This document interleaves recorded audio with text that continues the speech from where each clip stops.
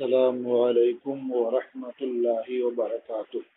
باب الکرامات، یعنی معجزات کے بیان کے بعد کرامات کا بیان شروع کرتے ہیں۔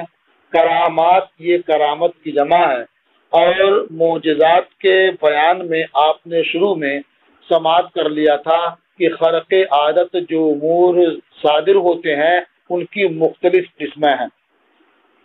نبراس میں اس کی 7 قسمیں بیان کی گئی ہیں، اسی میں سے ایک قسم کرامت بھی ہے، یعنی اللہ کے نیک بندوں سے جو خرق عادت امور صادر ہوتے ہیں انہیں کرامت کہتے ہیں۔ اس باب میں کرامتوں کا بیان ہے۔ باقی اور خرق عادت جو امور ہیں ان کی تعریف اور تفصیلات وہاں سن چکے ہیں۔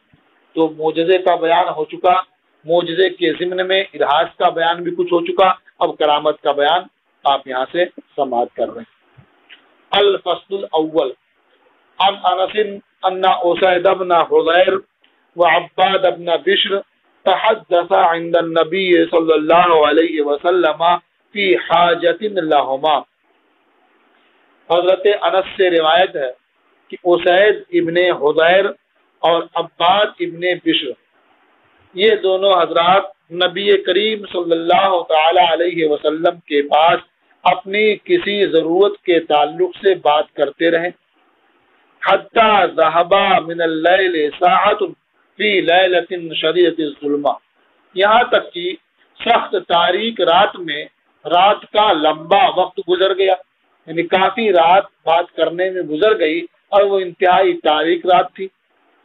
جب یہ اپنی ضرورت سے فارغ ہوئے، بات ان کی پوری ہوئی، ثم خرجا من عند رسول اللہ صلی اللہ علیہ وسلم ینقلبان، پھر یہ دونوں حضرات اللہ کے رسول صلی اللہ علیہ وسلم کے پاس سے لوٹتے ہوئے باہر نکلے، یعنی اپنے گھر جانے کے لیے باہر نکلے۔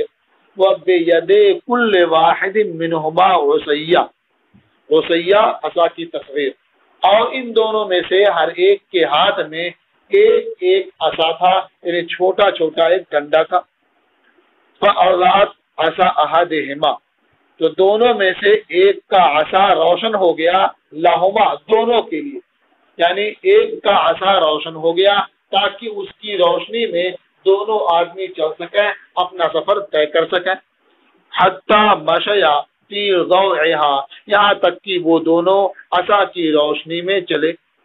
حتی اذا افترقت بہم الطریق، یہاں تک کہ جب ان راستے نے ان دونوں کو جدا کر دیا، یعنی دونوں کا راستہ اب الگ الگ ہو گیا، دونوں کے گھر الگ الگ تھے، جو اپنے اپنے گھر کی طرف مڑے۔ اضاءت للآخر عصا، تو دوسرے کے لیے اس کا عصا روشن ہو گیا، یعنی ایک کا عصا تو پہلے سے روشن تھا، اب جب الگ الگ ہوئے تو دوسرے کے لیے اس کا عصا بھی روشن ہو گیا۔ فمشى كل واحد منهما في ضوء عصا، تو دونوں میں سے ہر ایک اپنے عصا کی روشنی میں، دونوں میں سے ہر ایک نے اپنے عصا کی روشنی میں وہ راستہ طے کیا، وہ چلے۔ حتی بلغ اہلہ، یہاں تک کہ وہ اپنے گھر پہنچ گئے، اپنے بیوی بچوں تک پہنچ گئے، اپنے اہل تک پہنچ گئے۔ رواہ البخاری، اسے امام بخاری نے روایت کیا ہے۔ تو اس میں ان دونوں صحابیوں کا معجزہ ہے، اسید ابن، ان دونوں صحابہ کی کرامت ہے۔ اسید ابن حضیر کی بھی کرامت ہے، عباد ابن بشر کی بھی کرامت ہے، اس لیے کہ دونوں کے لیے دونوں کا عصا ان کی ضرورت کے مطابق روشن ہو گیا۔ تو عصا جو لکڑی ہے، اسے اندھیری رات میں روشن ہو جانا، جل جانا، یہ بلا شبہ کرامت ہے۔ چونکہ جو کسی امتی کی کرامت ہوتی ہے وہ اس کے نبی کا معجزہ ہوا کرتا حقیقت میں، تو اس لحاظ سے ان دونوں کی جو کرامت ہے یہ ہمارے نبی حضور نبی آخر الزماں صلی اللہ تعالی علیہ وسلم کا معجزہ، یہ حضور کا معجزہ ہے اور ان دونوں بزرگوں کی کرامت ہے۔ تو ظاہر ہے کہ وہ عصا جو روشن ہوا وہ کنارے کا حصہ جلنے لگا، جیسے ٹارچ آپ جلاتے ہیں تو نچلا حصہ روشن ہوتا ہے اور آپ اس کی روشنی میں جہاں چاہتے ہیں جاتے ہیں، تو ایسے ہی وہ عصا روشن ہو گیا اور اس کی روشنی میں ان حضرات نے اپنا راستہ طے کیا۔ یہ کہہ سکتے ہیں گویا اس سے یہ ذہن ملا کہ اس طرح سے روشنی کا کوئی آلہ ایجاد کیا جا سکتا ہے جس کے سرے پر روشنی ہو اور پیچھے کیا پکڑنے کا انتظام رہے اور اس سے رات کے اندھیرے میں راستہ طے کیا جائے۔ وعن جابر قال، اور حضرت جابر سے روایت ہے، انہوں نے فرمایا لما حضر احد دعانی ابی من اللیل، جب احد کا وقت قریب آیا تو میرے والد نے رات میں مجھے بلایا، یعنی کہ کل احد کی لڑائی ہونی ہے تو اس کے پہلے والی رات میرے والد نے مجھے بلایا۔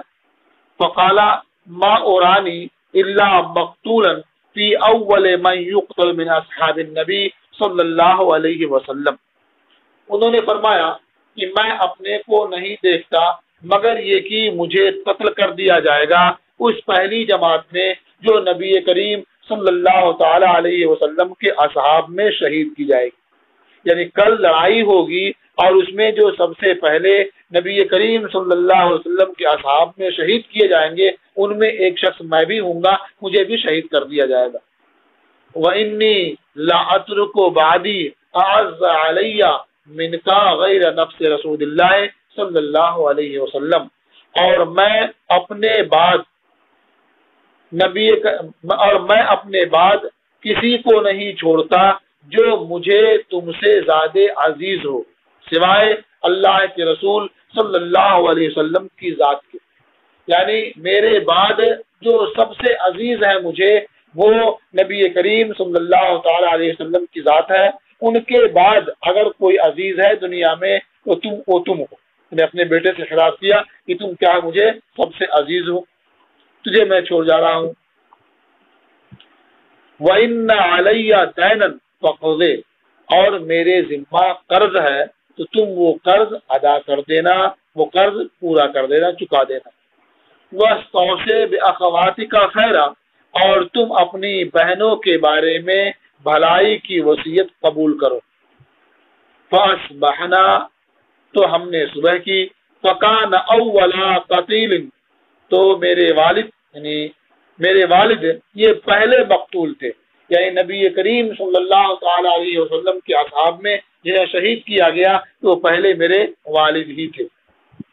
وَدَفَنْتُهُ مَعَ آخَرَ فِي قَبْرٍ، اور میں نے انہیں دوسرے کے ساتھ ایک قبر میں دفن کیا، یعنی غزوہ احد میں ایک قبر میں کئی کو دفن کیا گیا تھا، تو اسی طرح سے حضرت جابر فرماتے ہیں کہ میں نے اپنے والد کو دوسرے کے ساتھ دفن کیا۔ ان کے ساتھ دوسرے شخص جو تھے ان کا نام عمرو ابن جموح ہے، یہ حضرت جابر کے والد کے دوست تھے اور ان کے بہنوئی تھے، تو ان کے ساتھ انہیں دفن کیا گیا۔ رواہ البخاری، اسے امام بخاری نے روایت کیا۔ اس میں حضرت جابر کے والد کی کرامت بہت نمایاں ہے کہ آپ نے اپنے انتقال سے ایک دن پہلے ہی یا رات ہی میں خبر دے دی کل میرا انتقال ہوگا، اور کب انتقال ہوگا اس کی صورت بھی بتا دی کہ پہلے جو لوگ شہید کیے جائیں گے انہی میں کیا مجھے بھی شہید کیا جائے گا۔ اور باقی معجزے میں آپ پڑھ چکے ہیں کس طرح سے حضرت جابر نے اپنے والد کے قرض کو ادا کیا، اور نبی کریم صلی اللہ تعالی علیہ وسلم نے کیسے کھجوریں ناپ کر کے قرض خواہوں کو دے دی، اور پوری کھجوروں کا پورا ڈھیر حضرت جابر کے لیے باقی رہا۔